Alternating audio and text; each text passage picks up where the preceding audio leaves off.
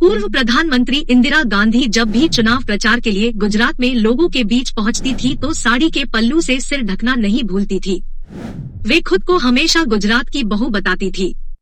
इंदिरा नेहरू से गांधी तब बनी जब उन्होंने गुजरात के पारसी युवक फिरोज से शादी की।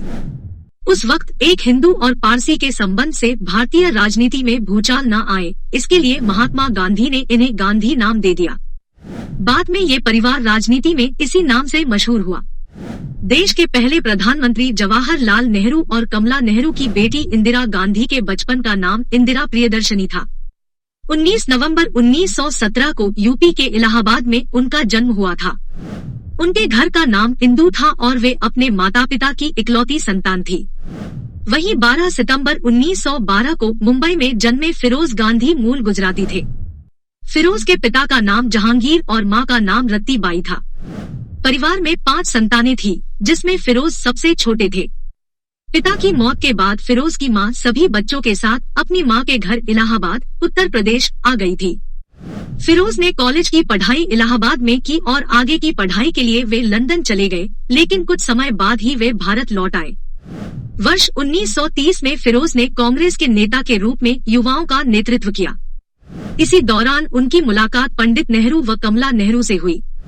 आजादी की लड़ाई में इंदिरा की मां कमला नेहरू एक कॉलेज के सामने धरना देने के दौरान बेहोश हो गई थी। उस समय फिरोज गांधी ने उनकी बहुत देखभाल की। कमला नेहरू का हालचाल जानने के लिए फिरोज अक्सर उनके घर भी आया जाया करते थे। इस तरह वे नेहरू परिवार के करीब आते चले गए। इसी दौरान उनकी और इंदिरा गांधी के बीच नजदीकियां बढ़ी।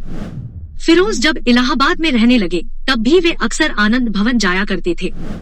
कुछ समय बाद जब फिरोज और इंदिरा के प्रेम प्रसंग की जानकारी कमला नेहरू को हुई तो वे बहुत गुस्सा हुई। दोनों के अलग अलग धर्मों के होने की वजह से भारतीय राजनीति में खलबली मचने का डर जवाहरलाल नेहरू को भी सताने लगा था। इसलिए उन्होंने ये बात महात्मा गांधी से बताई और सलाह मांगी।